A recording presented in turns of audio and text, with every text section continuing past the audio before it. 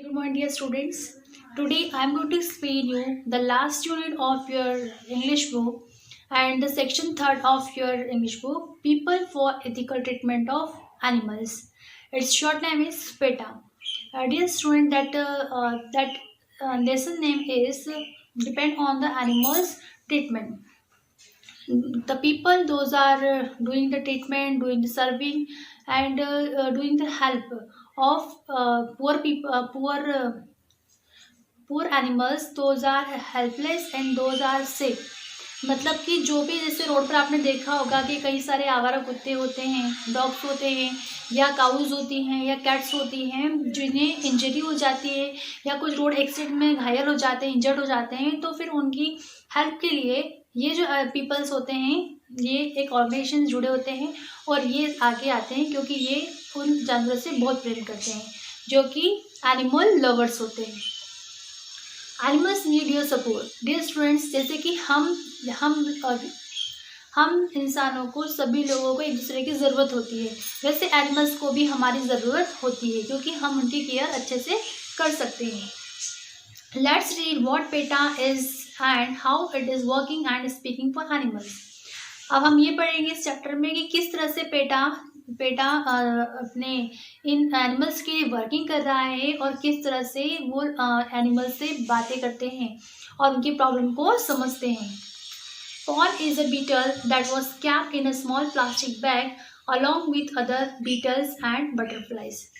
Here Paul is a जो Paul है वो एक प्रकार का इंसेक्ट है. Paul क्या है? एक इंसेक्ट, एक कीड़ा है और जिसको रखा गया था एक छोटे से प्लास्टिक बैग में और उसके साथ ही बीटल्स और बटरफ्लाइज भी थी. A volunteer of PETA, People for the Ethical Treatment of Animals, noticed a schoolboy collecting tiny creatures in the bag. अब एक जो वॉलंटियर था जो कि पेटा का ही था, मतलब कि जो इस ऑर्गेनाइजेशन से जुड़े हुए लोग होते हैं वो वॉलंटियर कहलाते हैं. तो वो जो वॉलंटियर था उसने देखा कि एक लड़का एक प्लास्टिक बैग में बहुत सारे इंसेक्ट को कलेक्ट कर रहा है. The volunteer took the bag from the boy and rescued Paul and others. अब उस जो वॉलंटियर था उसने उस लड़के से वो बैग ले लिया प्लास्टिक का और उसके अंदर उसने जो बटरफ्लाइज थी, बीटल्स था और जो पॉल था, कीड़ा थे, मतलब जितने भी इंसेक्ट थे उसके अंदर, उन सबको उसने फ्री कर दिया, मतलब आज़ाद कर दिया. He released them in their natural habitat. और उसने, वो जो वॉलंटियर था उसने उस लड़के से बैग लेकर, उस पॉलीथीन बैग लेकर, प्लास्टिक बैग लेकर उसमें से इंसेक्ट को उस प्लेस पे आज़ाद किया जहाँ पे उनका हैबिटेट था, जहाँ पे उनका निवास स्थान था, जहाँ पे वो रहते थे. Paul's is just one of the stories features in Rescued Calendar 2008. Paul जो है उसका रेस्क्यू किया गया था 2008 में, released by PETA to create awareness in the public about animals welfare.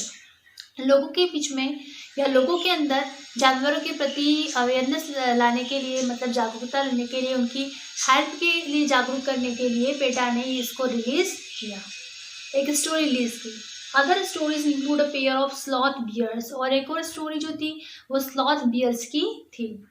Rescued from N unrecognised जू इन महाराष्ट्र. महाराष्ट्र में एक जू था जहाँ से उनका रेस्क्यू किया गया था. ये 2 स्लॉथ बियर थे, उनका रेस्क्यू वहाँ से किया गया था महाराष्ट्र से. The bears were kept in a small enclosure, और जो बियर्स थे वहाँ पे बहुत छोटे से पिंजरे में उनको रखा गया था. And PETA took the help of the central zoo authority in rescuing them. और पेटा ने उनकी रक्षा के लिए, उनकी सुरक्षा के लिए उनको वहाँ से रेस्क्यू किया, आज़ाद किया, उनको सुरक्षित निकाला और उसके लिए उन्होंने सेंट्रल जू अथॉरिटी की मदद ली. Finally they were shifted to Van Vihar national park in Bhopal. और फिर लास्ट में वो जो स्लॉथ बियर थे उन्हें वन विहार में, जो कि भोपाल में, वहाँ शिफ्ट कर दिया गया.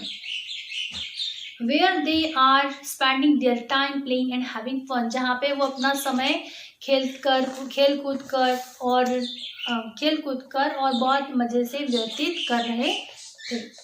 Another leaf of the calendar shows adorable Divi, a street cat. अब इसके बाद हम बात कर रहे हैं एक स्ट्रीट कैट की, जो कि हमारे आसपास भी दिखाई देती है. ऐसी एक स्ट्रीट कैट थी, उसका भी उन्होंने रेस्क्यू किया जिसका नाम डीबी था.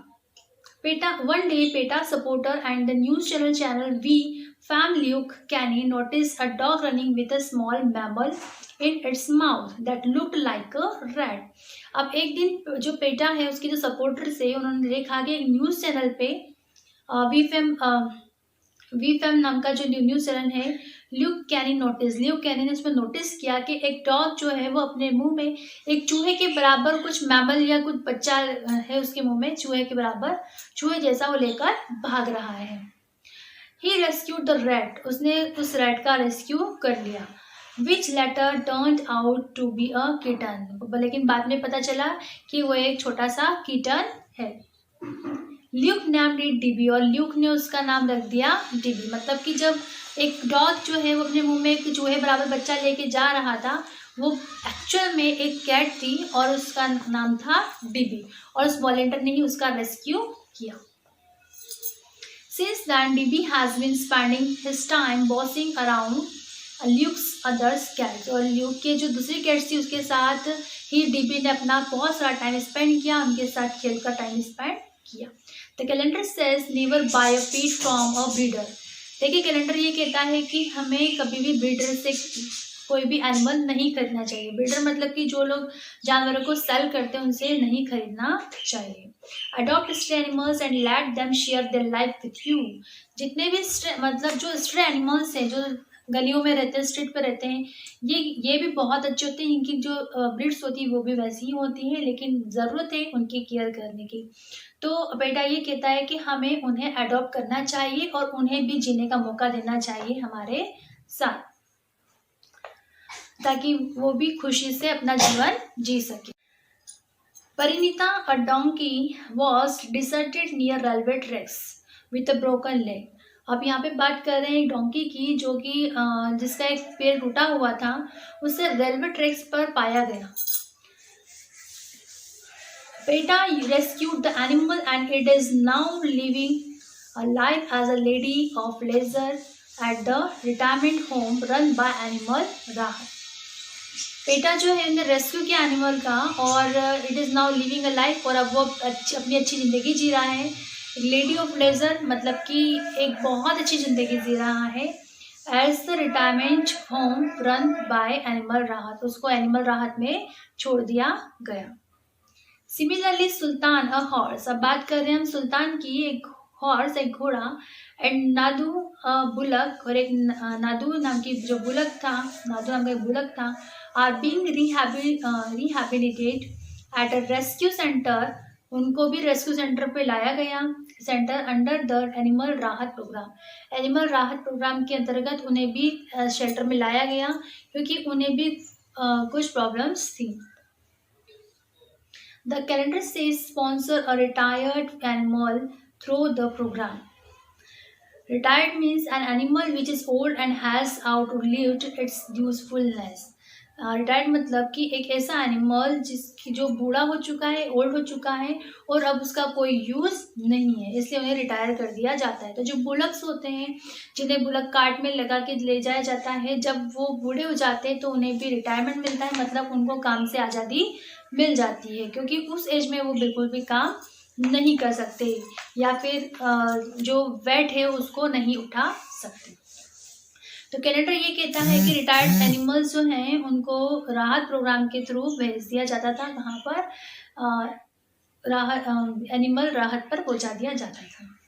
अनदर स्टोरी इज अबाउट तारा. अब दूसरी स्टोरी जो है तारा की जिसका नाम है जो एक टॉर्टोइस है who was handed over to PETA by its owner. जो कि उसके ऑनर के द्वारा ही पेटा को हैंड ओवर किया गया था. Who purchased it from an illegal wild life store. जिस व्यक्ति ने मतलब उस व्यक्ति ने ही उसको दिया जो उसका ऑनर था जो उसे एक इलीगल वाइल्ड लाइफ स्टोर से उसको खरीद कर लाया था. The owner realize later that it was illegal to keep it under the wildlife protection act. क्योंकि ऑनर को जब एहसास हुआ कि wildlife protection act WPA के अंतर्गत ये लिखा होता है कि टोर्टोइस को आप पाल नहीं सकते. तो उनको ये जब रियलाइज़ हुआ कि इलीगल है तब उन्होंने उसको पेटा को हैंड ओवर कर दिया. Tara is now at a rehabilitation centre in Katraj. अब तारा जो है, जो कि एक टॉर्टोइज है, उसे अब कटराज में एक रिहैबिलिटेशन सेंटर में रखा गया है। The calendar says never buy wild animals as pets. Calendar ये भी कहता है कि हमें जंगली जानवरों को नहीं खरीदना चाहिए, जैसे कि पालतू को भी नहीं खरीदना है।